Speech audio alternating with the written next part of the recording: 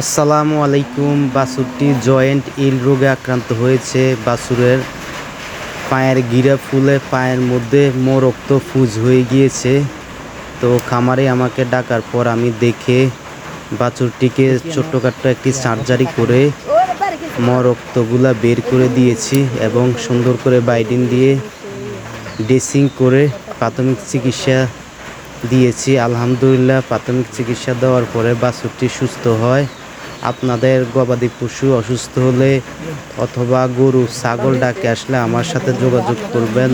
Mehedi Hasan, LAACI ৯ নং দক্ষিণ union, শিলমুড়ি। আর আমার ভিডিওগুলো যদি ভালো লাগে আমার ফেসবুক পেজ এবং ইউটিউব চ্যানেল সাবস্ক্রাইব করে আমার পাশে থাকবেন। অবশ্যই আমার ভিডিওতে লাইক, শেয়ার এবং কমেন্ট করবেন। তো সবাই ভালো থাকবেন, সুস্থ থাকবেন। আল্লাহ হাফেজ।